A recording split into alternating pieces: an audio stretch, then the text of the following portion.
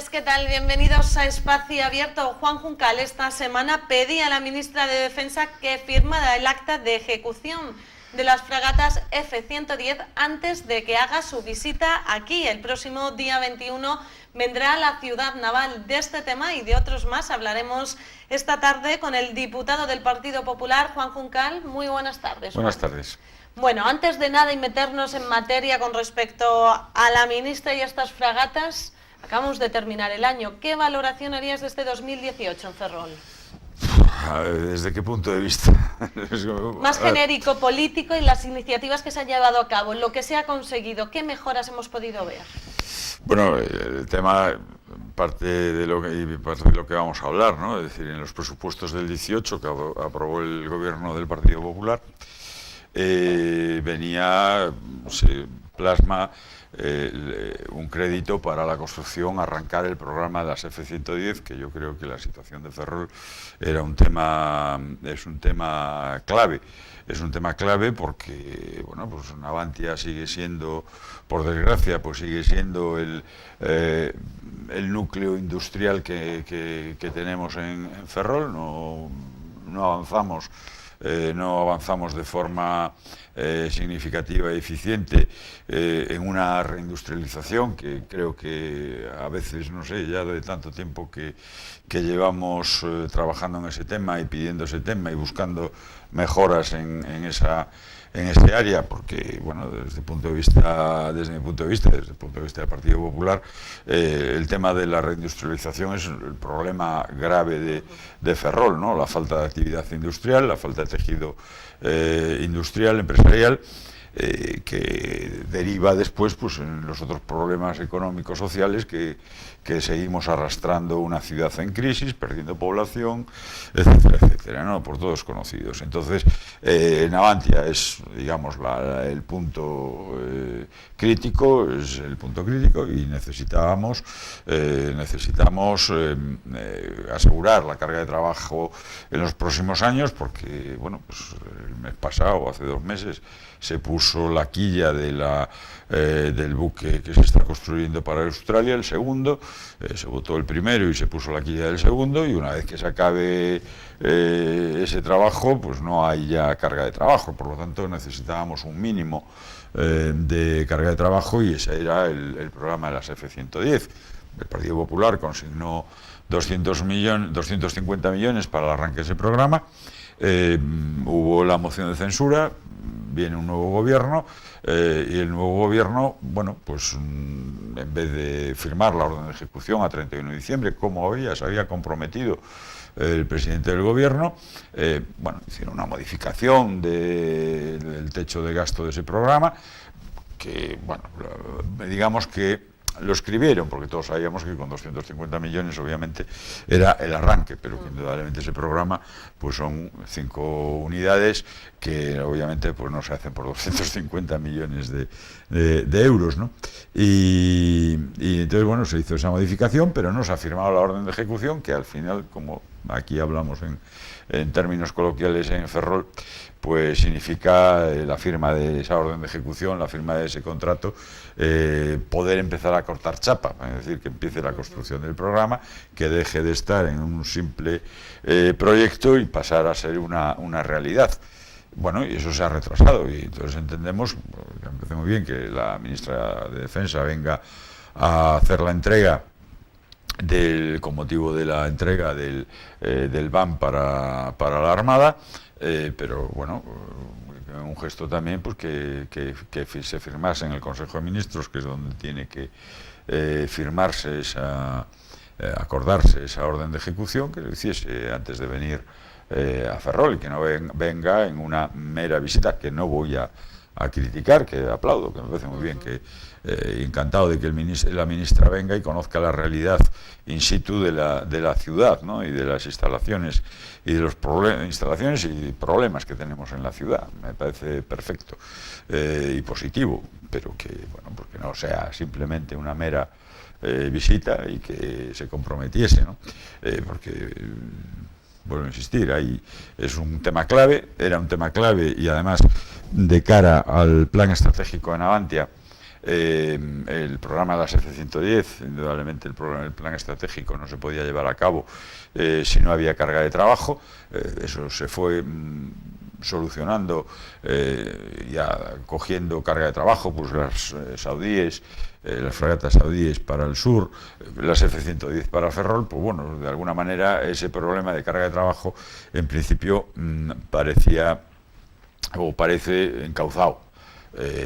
Pero la sorpresa es que cuando se firma el plan estratégico hace un mes, desaparece lo que era dentro de ese plan estratégico la reforma del astillero de Ferrol, porque tenemos que mejorar competitividad y está reconocido que las instalaciones están obsoletas, que necesita el astillero una reforma importante, entre otras cosas, para ser más competitivo y poder aspirar y conseguir más carga de trabajo, porque, a ver, las F-110 es importantes, son fundamentales, pero no son suficientes. Es decir, para lo que queremos recuperar la ciudad, para lo que queremos que se dinamice más la ciudad, necesitamos un astillero competitivo y con más carga de trabajo, porque al fin y al cabo, bueno, las F-110 serían 5 unidades, pero que van hasta el 2032, es decir, estamos hablando de 13, 14 años de desarrollo del programa para 5 barcos. Eso a todas luces es insuficiente para mantener las cuentas, para mantener la viabilidad de Navantia, ¿no? Y por lo tanto la sorpresa nuestra es que esa reforma clave, vuelvo a insistir, que era el dique, la construcción del dique y en torno a él modernizar el astillero de Ferrol, pues desaparece la construcción del dique del plan estratégico el mes pasado, ¿no? Eso también anuncié, bueno, ya he presentado una iniciativa en el Parlamento para debatir ese tema, ¿no? Para preguntar la posición del Gobierno de cara a ese plan estratégico, que, vuelvo a insistir, es fundamental, ¿no? Para que, bueno, pues veo que el resto de fuerzas políticas, no sé si por estar comprometidas ahora en el Gobierno, no tienen ese carácter tan reivindicativo que tenían en otros momentos. Solicitaba que antes de que viniera la ministra, o que cuando viniese la ministra estuviera firmada ya esa orden de esa solicitud. ¿Cree que se va a llevar a cabo? ¿Que va a venir la ministra ya con algo sobre el brazo? ¿La van a firmar? ¿Temen un retraso? No lo sé. Yo es que me temo un retraso. Que bueno, a ver si las cosas a veces no están lo suficientemente maduras, y efectivamente pues vuelvo a insistir, hasta los presupuestos del 18 y nos costó trabajo, es decir, que hubo que andar empujando para que en el 2018 se consignasen esos 250 millones. Ya se había invertido, ya en el programa de las F-110 se llevan invertidos ya aproximadamente unos 200 millones en el desarrollo del mástil, o sea, pues todo el proyecto, que un nuevo proyecto lleva aparejado unos desarrollos que ya se fueron abordando, hasta que llega el proyecto a su periodo de maduración y puede empezar a ejecutarse.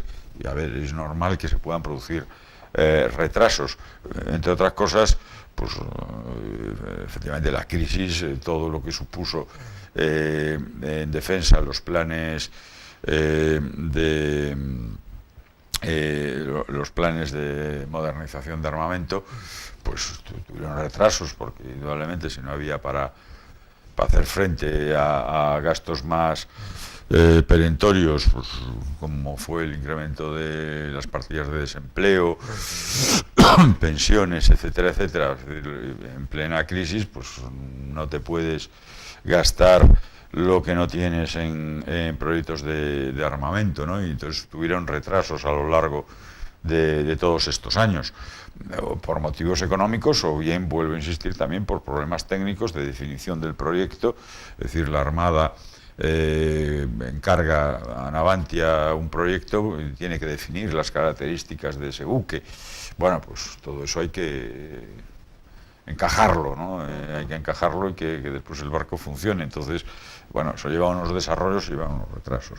Pero bueno, en principio, vuelvo a insistir, el Partido Popular ya había consignado esos 250 millones para que arrancase el proyecto, porque está lo suficientemente maduro como para empezar la construcción. Y es lo que se hizo, y bueno, pues llegó el 18 y esa partida no se ha ejecutado, no se ha firmado la orden de ejecución y por lo tanto está pendiente. Y para Ferrol-Navantia creo que es fundamental. Por otro lado, en respuesta a las declaraciones que hacías a comienzo de semana con respecto a la ministra, el candidato socialista para la alcaldía de Ferrol, Ángel Mato, declaraba que el Partido Popular se acuerda de Navantia solo cuando está en la oposición. Ya ha manifestado que el gobierno del Partido Socialista aprobó en 6 meses el programa de las fragatas que el ejecutivo de Rajoy se negó a sacar adelante en 7 años. Bueno, Ángel Mato pues va dentro del debate político a intentar minimizar pues las críticas, que me parece normal, pero bueno, tampoco nadie se va a pensar que en 6 meses un programa como las F-110, que bueno, existirá además ahí, en fin, lo que te comentaba antes del desarrollo del mástil, bueno, se habla así del mástil, pero es, digamos, toda la estructura de la obra del puente de mando y, en fin, del barco. Se lleva años trabajando en ese tema. Había problemas de definición, pero que quedaron perfectamente solventados desde el momento que en presupuestos se destina esos 250 millones para la ejecución. A ver, si dividimos además lo que te decía antes, que es un programa que, tal como lo ha definido ahora la nueva administración, hasta el 2032, pues estamos hablando de 14 años, 4.000 millones, y divides entre 12, pues poco más de 300 millones al año nos da de gasto anual, con lo cual nos movemos en parámetros. El Partido Popular tenía otro criterio, en el sentido de que si vamos a gastar, vamos a presupuestar lo que vamos a gastar y no, digamos, incrementar la partida, pues para evitar temas de déficit, temas de contabilidad presupuestaria. Bueno, pues nos movemos ahí, y bueno, y la actuación de la administración socialista, pues y volviendo a la ministra, pues hombre, las declaraciones que hizo por el tema de las fragatas de Arabia Saudí, pues que casi nos cuestan, estuvieron a punto de costarnos el contrato, con lo cual, de este tema también habló Ángel Mato, justo aprovechando las declaraciones que había hecho. Dice que el ejecutivo de Pedro Sánchez sacó adelante un plan industrial para Navantia y los programas de las fragatas, el submarino S-80 y las corbetas para Arabia Saudí.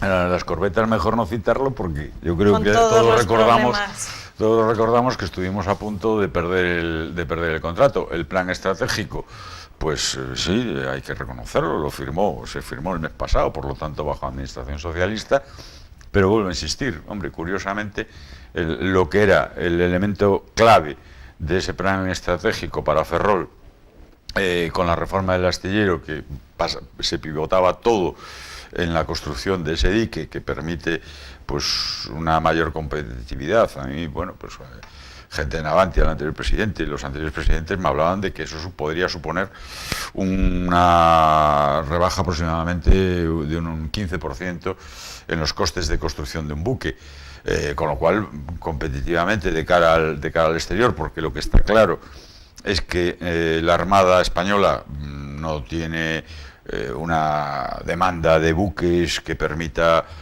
mantener Navantia solamente con la producción, con los encargos nacionales. Tenemos que ir al exterior, tenemos que vender al exterior para mantener el nivel de empresa que tenemos. Otra cosa es si nos vamos a otras dimensiones, pero lo que tenemos, la Armada Española, es insuficiente para mantener Navantia. Y por lo tanto supone una mejora de competitividad. Desaparece bajo esta administración socialista, porque yo soy consciente y tengo documentación que el plan estratégico elaborado, que estaba elaborándose con el Partido Popular, que no pudo cerrar con la parte laboral, es cierto, es decir, que no se llegó a poder cerrar ese plan estratégico, lo ha cerrado el Partido Socialista.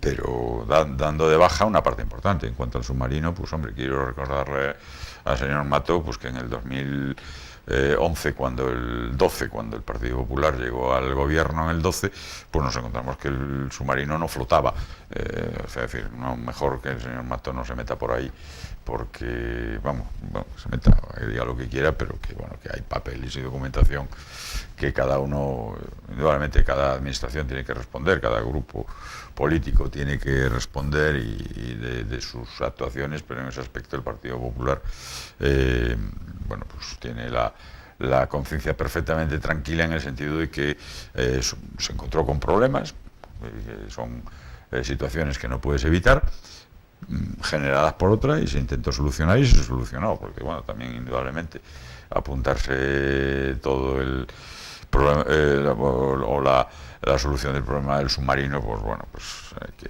repasar la hemeroteca, y es eso. Partíamos de un submarino que no flotaba, que se empezó a construir y que no flotaba. O sea, que mejor dejarlo. Con respecto al hecho de las fragatas, que en estos 6 meses haya aprobado el Partido Socialista las fragatas, un trabajo que viene de campo de otros años, beneficia al partido, porque finalmente quien lo firma es quien se lleva la gloria. Sí, a mí me parece muy bien que ese aspecto él trate de hacer publicidad. Eso, todos los partidos podemos hacer más o menos lo mismo. A todos nos tocó hacer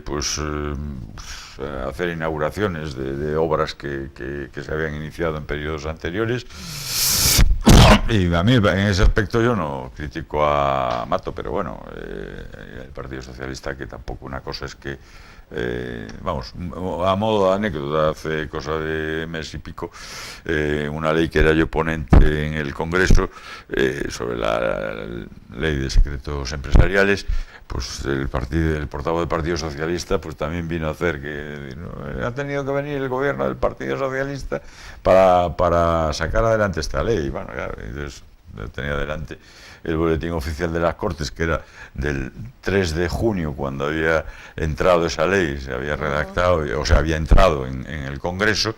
Claro, el Pedro Sánchez, el presidente que tienen ustedes, es un fenómeno, porque en 24 horas es capaz de... La moción de censura, Pedro Sánchez tomó posesión el día 2 de junio.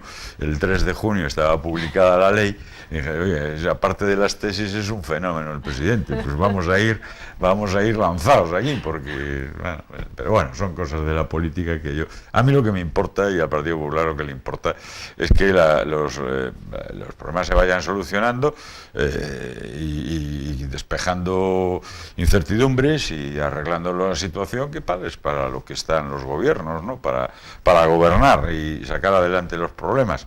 Que una parte viene, bueno, eso ya la ciudadanía sabrá, no es tonta, y sabe perfectamente pues la actuación y lo que ha hecho cada uno, ¿no? Y más que de gobiernos vamos a hablar, centrándonos aquí en Ferrol. Quedan 4 meses para esas elecciones municipales, y ya conocemos a algunos de los candidatos: José Manuel Varela por el Partido Popular, Ángel Mato por el Partido Socialista, Iván Rivas por el BNG, y bueno, después está Xuntos Actúa, Marea Ferrol y todos esos... 4 del equipo, o sea, en vez del equipo de gobierno parece ser que van a ser 3 o 4 por lo menos, ¿no? Sí, cada día estamos con más movimientos con respecto a Marea. De hecho, el último, Marea de Ferrol, creemos, según supuestamente también ahora ya no va a formar parte Esther Leira, de quien se formó inicialmente. Por lo tanto, sí que parece un poco de marea aquí, que sube y baja en este sentido, porque está bastante movidito. Pero con respecto al resto de candidatos que he comentado anteriormente, bueno, José Manuel Varela, ¿qué me vas a decir? Pero Ángel Mato, Iván Rivas de nuevo. Es un tema de cada partido, que decide quién es el que encabeza. Pero como alcalde que fue, y como otros alcaldes que ya fueron, José Manuel Varela ya... El único que fue José Manuel, ¿no? Ángel Mato estuvo como concejal con Vicente Irisarri. A ver, yo no voy a... Es una decisión del Partido Socialista y del resto y del bloque, pues es una decisión de ellos, lo mismo que José Manuel Pero como Rey, ciudadano... Como ciudadano, a ver, yo soy ciudadano indudablemente, pero bueno, no estoy perfectamente identificado y sí, hombre, claramente ya sabemos que nos vas a decir, ¿no?, que José Manuel Ruiz Varela es la mejor opción, pero te sorprendió la los mejor candidatos. la mejor opción sería la del Partido Popular, independientemente que sea José Manuel el candidato. Pienso que, bueno, que, eso mismo, que es la mejor opción, pero que además a mayores en este caso coincide pues con un candidato que tiene una experiencia tanto municipal, porque ya fue alcalde, fue concejal, estando yo de alcalde, pues había sido concejal de Hacienda, ya fue en los inicios de su carrera política, fue alcalde, fue consejero, tiene experiencia, tiene una eficacia y eficiencia demostrada. Y por lo tanto, si alguien espera que vaya a hacer alguna crítica, pues no me refería a críticas. Está equivocado. Únicamente quería que me comentara el resto de compañeros si les llamaba la atención. El problema, mira, individualmente yo estoy convencido que todos los que asumimos una tarea política intentamos hacerlo lo mejor posible y lo mejor que sabemos, ¿no? Y ¿cuál es el problema? Bueno, pues que hay conceptos que vamos, concretamente la izquierda, pues están equivocados, que las mejores políticas las hace el Partido Popular, que cometemos errores indudablemente, y porque pues todo no nos sale perfecto y se cometen errores y a veces no puedes abarcar todo lo que quieres hacer por problemas presupuestarios, por la situación de crisis, etcétera, etcétera. Pues hemos salido de una crisis que aún estamos saliendo, aún no hemos salido del todo. Hay que recordar que en el 12, es decir, hace 6 años, 7 años, estábamos pendientes del rescate, que si España iba a ser rescatada, lo que eso supondría para el país, ¿no? Y ejemplos en otros países de lo que supuso en tema de ajustes de pensiones, de puestos de trabajo, etcétera. Tenemos una crisis muy dura de la que no nos hemos recuperado, ¿no? Y de hecho que vuelven a hablar que va a venir tiempos peores. Bueno, indudablemente hay variables que no apuntan de forma positiva, ¿no? Es decir, indudablemente la crisis provocó pues todo la continua política de incrementar déficit presupuestario, pues ha provocado el endeudamiento, siempre lo digo, es decir, aquí no nos podemos asustar de la deuda cuando en un ejercicio pues tienes un déficit del 11% como heredamos, del PIB, un 11% del PIB, claro, dicho así el 11%, bueno, pues claro, pues que de un PIB de 1 billón de euros, pues son 100.000 millones, ¿no? Es decir, que el déficit de un ejercicio, si yo un año ingreso 1.000 y gasto 1.200, pues esos 200 o se lo debo a proveedores o lo tengo en deuda pública, con lo cual el déficit de un año es la deuda del incremento de deuda del ejercicio siguiente. Eso nos ha llevado a una situación de una deuda pública importante y que, claro, también una subida de tipo de interés, si mientras esté el dinero barato, bueno, más o menos lo puedes ir ajustando. Pero claro, si sube el tipo de interés, indudablemente se dispara el coste de la deuda y entonces, amigo, hay que buscar de dónde lo sacamos. Pues indudablemente durante todos estos años la parte retrasos en inversiones que nos han podido acometer por falta de fondos, porque había que atender el paro, había que atender pensiones, había que atender, en fin, gasto social, que y las cuentas no dan para más, ¿no? Y esa es la situación, ¿no? ¿Cómo auguras? ¿Cómo estará marcado este 2019 entonces? Mi temor es, a la vista de la actuación del gobierno, que no va a ser muy positivo. primero, pues porque quieren abandonar la senda de control del déficit que se había impuesto el Partido Popular, porque, bueno, un poco por lo que hablábamos antes, es decir, es que el déficit al final nos lleva a una situación económica complicada, porque si no pierdes la confianza del país, pierden la confianza en la economía del país, pues lógicamente no te van a prestar y volvemos otra vez a una situación, complicada. Y las políticas, pues un tema por donde, bueno, pues, por poner un ejemplo, donde yo que estoy participando, pues soy portavoz adjunto del área de transición ecológica, pues el tema energético, pues me temo que seguimos o vamos a reiniciar, perdón, vamos a reiniciar una escalada, una política económica que hemos visto, una política energética, hemos visto las declaraciones de la ministra, pues con todo el tema del impuesto al diésel, y volver otra vez a una política de energías renovables sin el control necesario, y estamos viendo que se va a disparar pues el precio de la energía, y con lo cual nos hace menos competitivos, y eso es un gran problema de cara al futuro, ¿no? Entonces, con esa decisión de cerrar las nucleares, cerrar el carbón, desde luego en el Partido Popular no somos negacionistas del cambio climático, ni lo somos ni lo vamos a ser, que indudablemente hay que actuar en esa línea, pero no de la forma en que se apunta por dónde va la política del gobierno, y claro, bueno, pues hacer cierres precipitados, no medidos en su justa medida, pues nos va a llevar a a que se dispare el precio de la energía, y eso va a suponer pues un cierre de pérdida de puestos de trabajo y pérdida de competitividad importantísima.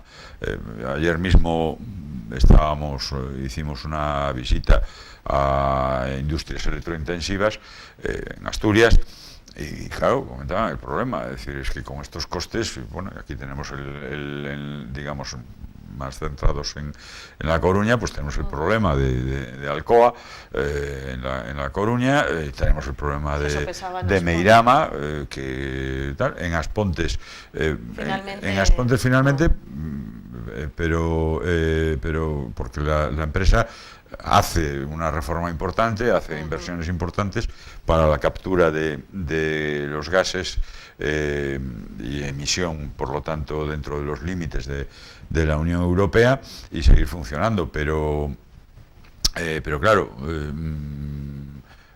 Meirama va a cerrar, vamos, porque no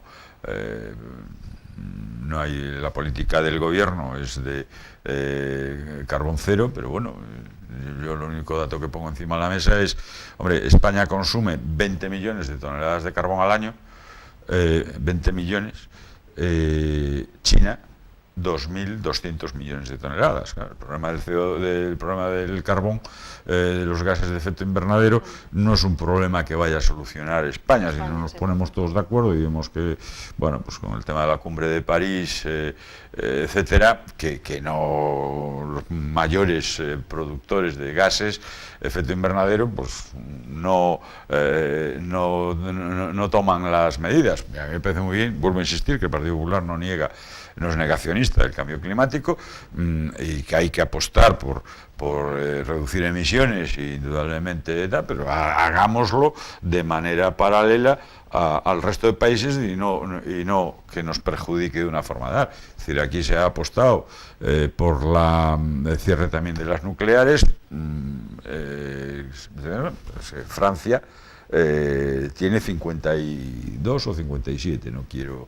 no sé exactamente, reactores nucleares funcionando.